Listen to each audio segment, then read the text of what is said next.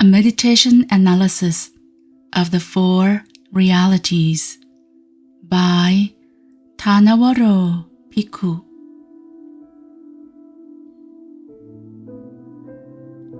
According to my meditation, existence is just a process of mental and physical states which arise and perish moment by moment as causes, conditions, and effects.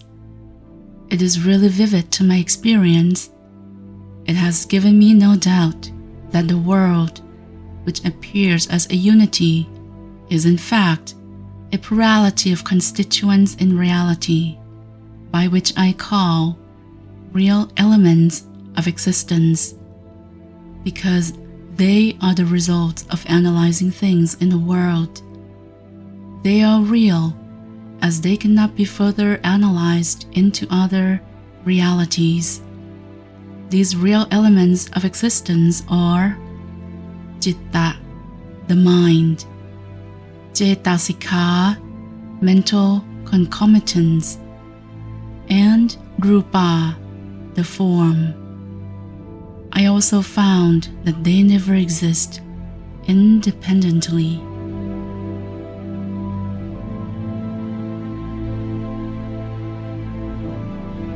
The mind and mental concomitants have four kinds of relationships. 1. They arise together. 2. They perish together. 3. They take the same object. And 4. They arise in the same sense organ. The mind and mental concomitants always arise in connection with the physical sense of the body. I can say that mind and form never exist separately.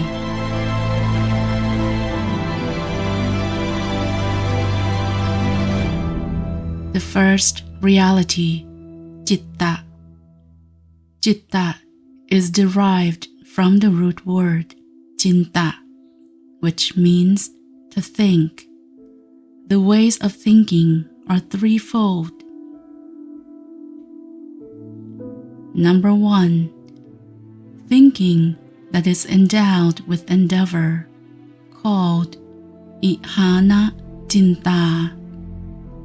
This kind of thinking comes in vitakka, the initial application in regard to the first absorption or jhana. Number 2. Thinking that is endowed with understanding. This applies to vijnana or consciousness. Number 3.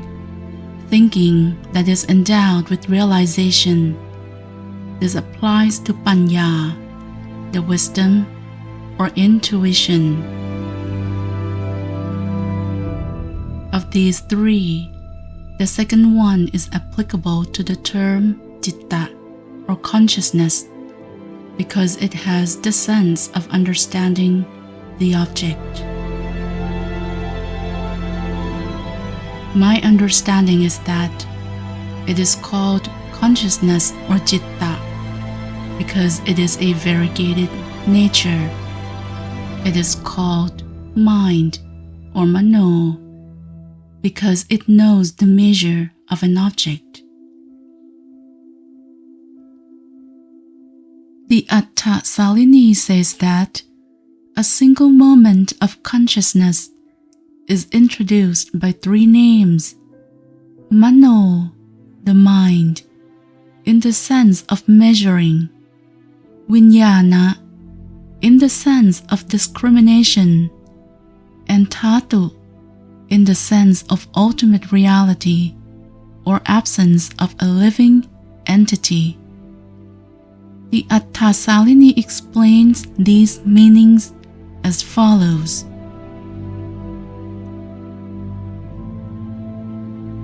By consciousness or citta, it thinks of object and aware variously. When it is accumulated by kamma, so-called citto, and when it is aware variously, called Citta. The meaning of consciousness may also be understood from its capacity to produce a variety or diversity of effects. Therefore, all the variety of things in the world are produced simply as a result of thinking. Thought precedes production. All classes of arts in the world, specific or generic, are achieved by the mind, and the mind itself is artistic like the arts. Low, hina, middle, machima, and highest, panita, are the true artistic nature of consciousness or citta.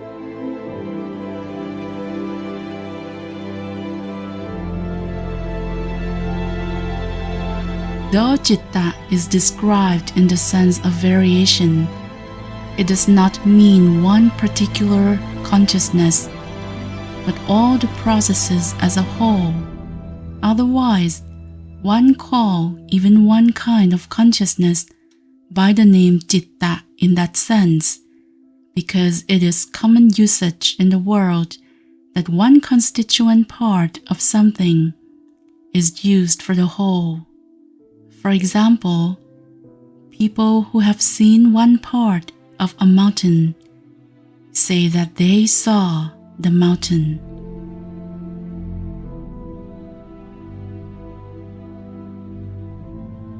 The meaning collecting applies to citta in the sense that consciousness arises with action or kamma associated with defilements. Furthermore, collecting here means the collection of the lineage of impulsion, or chawana santana. Chawana means the state of mind process which determines the morality or immorality of the object perceived.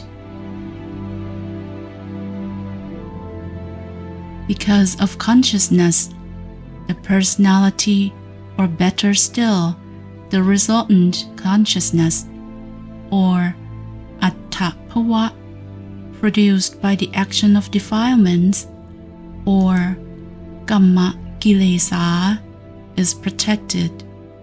When consciousness ceases to be, the personality produced by the action also ceases.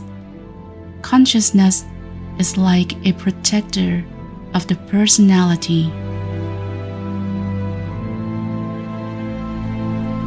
The analysis of consciousness found that consciousness is always bounded with an object and cannot arise without object, impermanent and agentless. Thus, the independent nature should be rejected. When something is related to something else, it has no independence, and hence it is impermanent. So the nature of consciousness is always related to an object. In the absence of an object, consciousness does not arise. The definition, knowing itself is consciousness, means that there is no agent who does that action. Consciousness never comes alone into existence.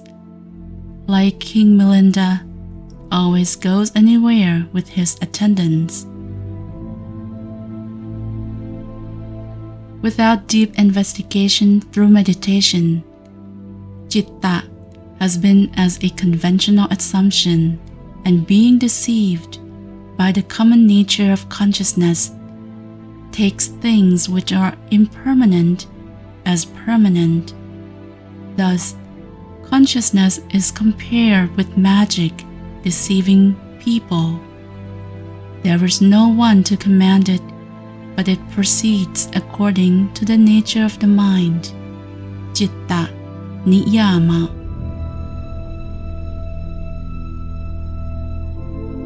Consciousness explained in various ways, has been classified into 89 or 121 types in almost all Theravadic texts belonging to medieval period. The passive state of consciousness is called bhavanka, and itself conveys that it is connected with the previous birth. Consciousness is mainly classified under several headings: planes or bhumi, kind or chati, concomitant or sampayoka, condition or sankhara, trance or jhana, object or alampana, and path or makha.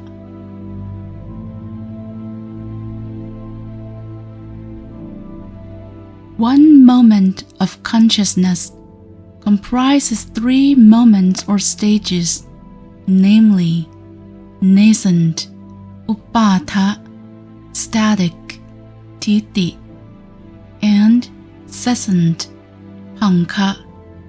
The lifespan of such a moment is super quick. It is about 17 times quicker than disappearance of material.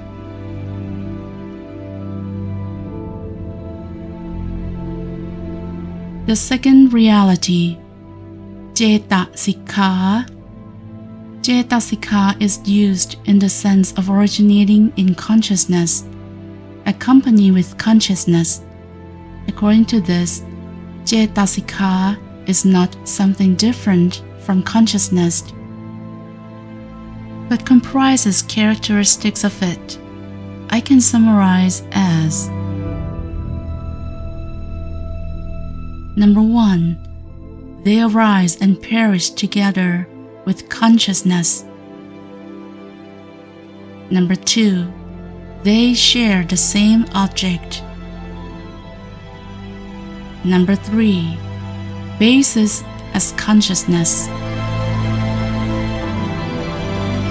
The mental states that bear these characteristics are generally considered 52 in number. As these states arise and perish together with consciousness, these characteristics do not apply to the material dhammas which arise together with consciousness, because material dhammas last longer than mental dhamma. The second characteristic does not apply to material. The contact or phassa, feeling or vedana, perception or sanya, volition, cetana, one-pointedness, ekakkata, psychic life, chivitintriya, and attention, manasikara, are common to every consciousness.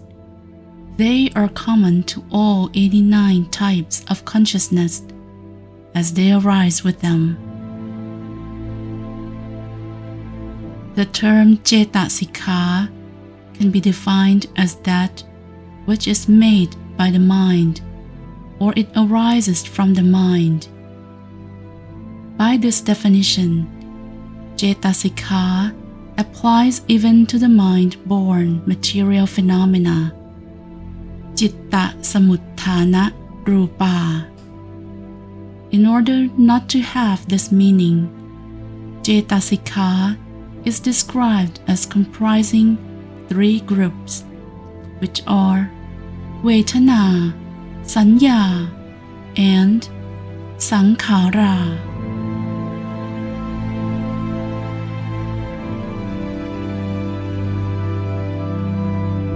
Under my deep investigation, 4 properties of Cetasika are disclosed. Number 1, the characteristic of Cetasika is associated with the mind. Number 2, its function does not arise without the mind. Number 3, its manifestation has the same object as the mind. Number 4, its proximate cause is the raising of the mind.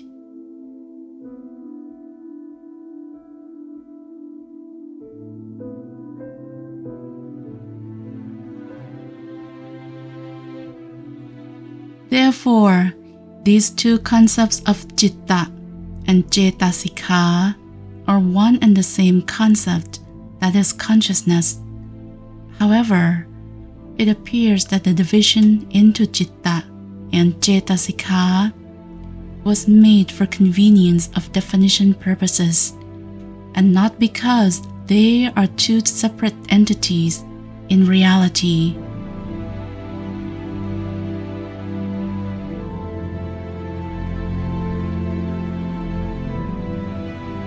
The third reality, Rupa.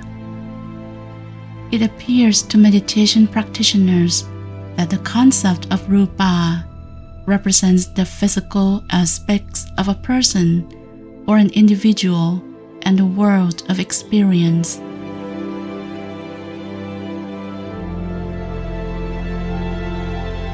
In meditation, Rupa manifests as something that is subject to molestation.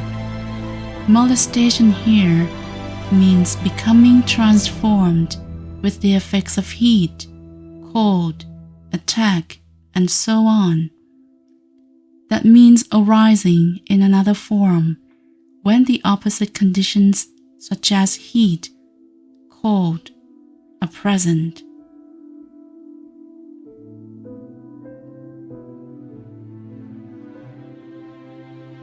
The following phenomena of Rupa manifested to meditators are listed below. Number 1, they are the material aggregate, Rupa Kanta. Number 2, they are the physical body of living beings, Sattva.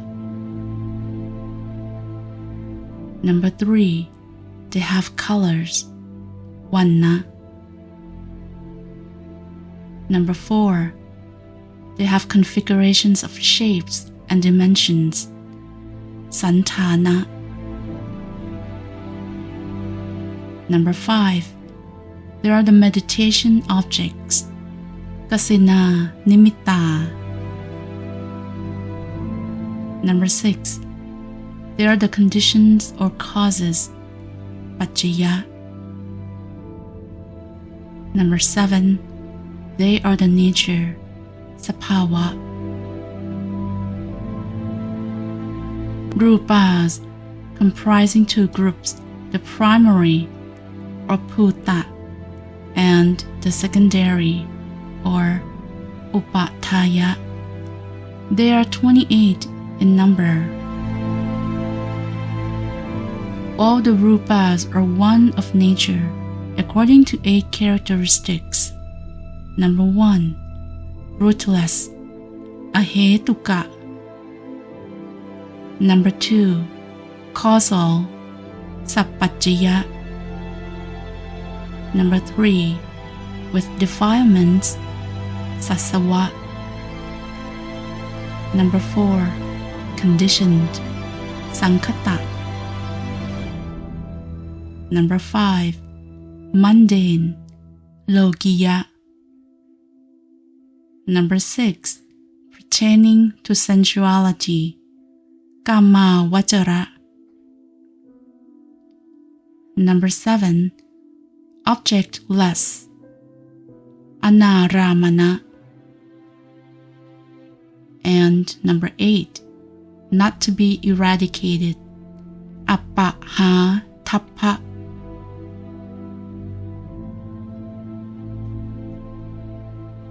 Rupas are rootless because having no root, such as non-greed, non-hatred.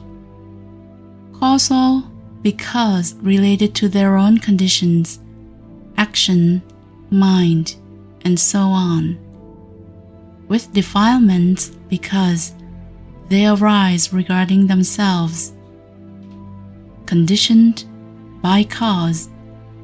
Mundane because engaged in the world of five aggregates. Pertaining because craving. Objectless because not having object like mental elements and not eradicated gradually.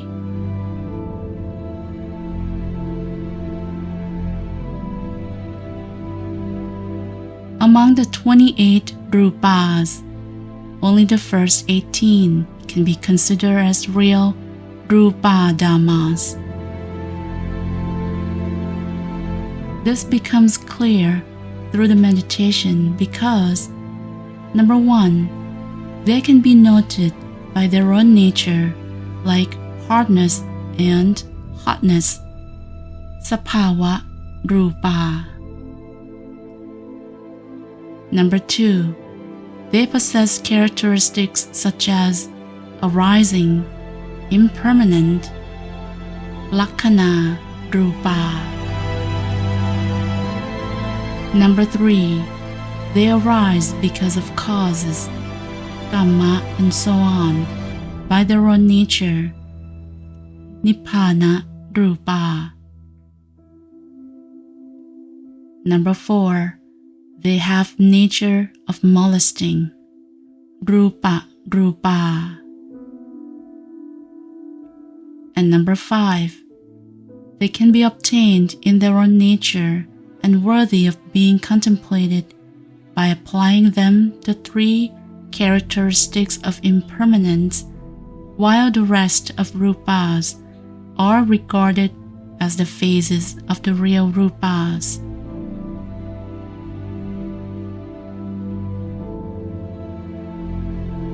Those which have nibbana rupa in nature are true rupa dhammas and demonstrate the following characteristics. Number 1, molestation. Number 2, dispersing and scattering. Number 3, neutral in nature, apayagata. And number 4, proximate cause is consciousness.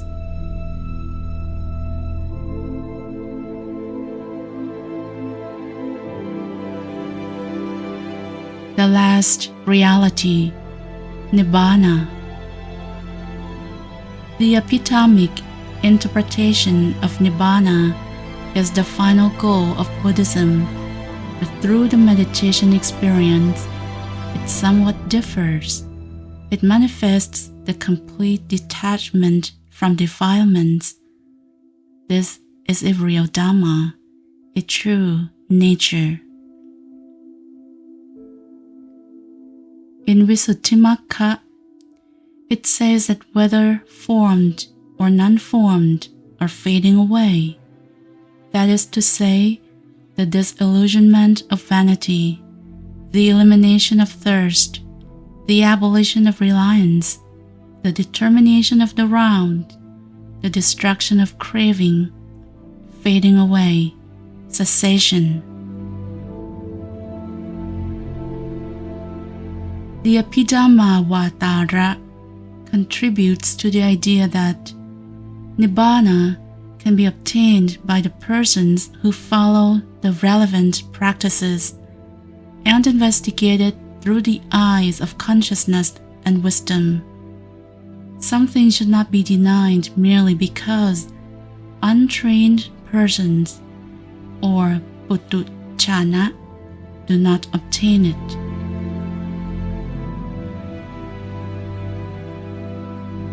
It is interesting to know the meaning of Nibbana. Ni and Wana combined to form Nibbana. Ni means not anymore. Wana means craving. The combination of them hence means the extinction of craving, gone away from Nikkanta, escaped from Nisarana. Vana also means getting lost or excessive indulgence.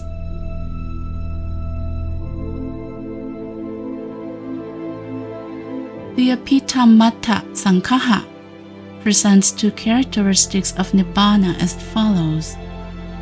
Number 1. Nibbana is termed supra-mundane, realized by the wisdom of the four paths. It becomes an object to the paths and fruits. And number 2. Nibbana is unfolded according to its intrinsic nature.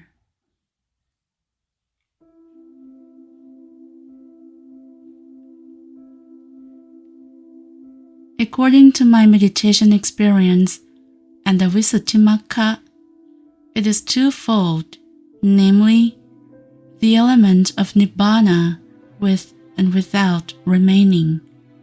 It is threefold according to its different aspects, namely, void, signless, and longing-free.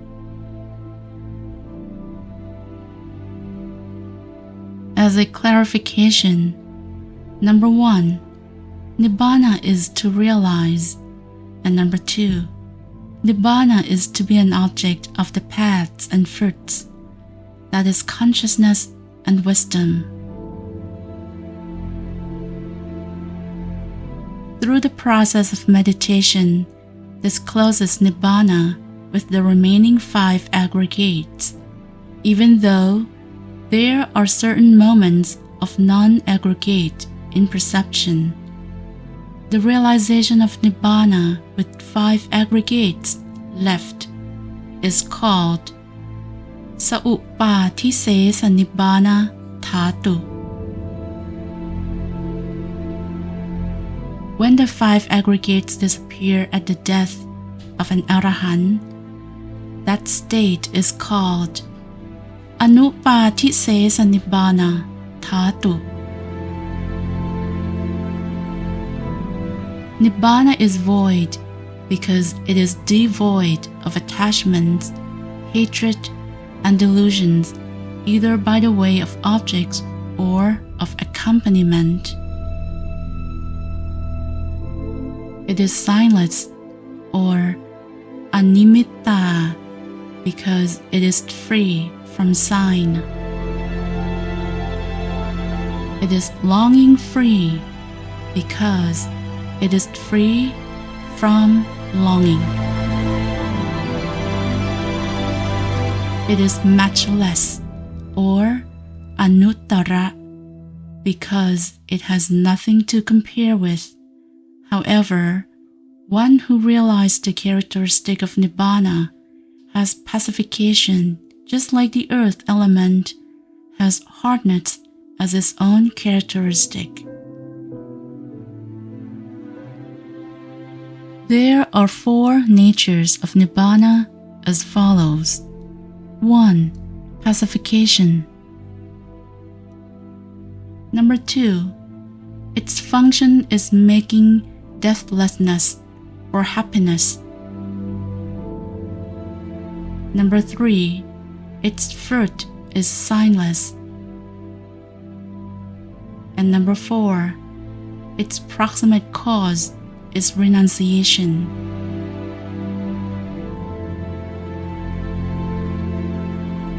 The Abhidhamma Vatara presents a catechism in order to prove Nibbana is a reality or Dhamma which can be obtained in reality.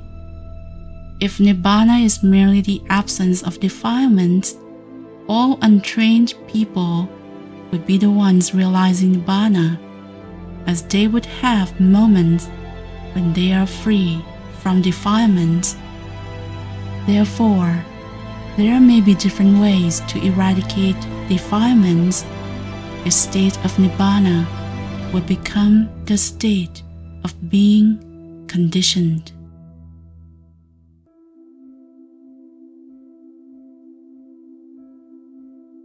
Buddha preached in many discourses that, monks, there is a not born, not become, not made, not compounded, and so on, I can conclude that there is a certain Dhamma called Nibbana. Buddha also said that the 4 paths and 4 fruits of monkshood and Nibbana are exempt from the threefold cycle of existence and immeasurable. Buddha reminded that the 4 paths and 4 fruits of recluse have the objects of immeasurability. Therefore, Nibbana is not a mere concept, but it is a real state which becomes the object of the paths and their fruits, which is permanent as it has no arising, formless as it has no nature of rupa, and devoid of obsession. Nibbana has a nature of its own.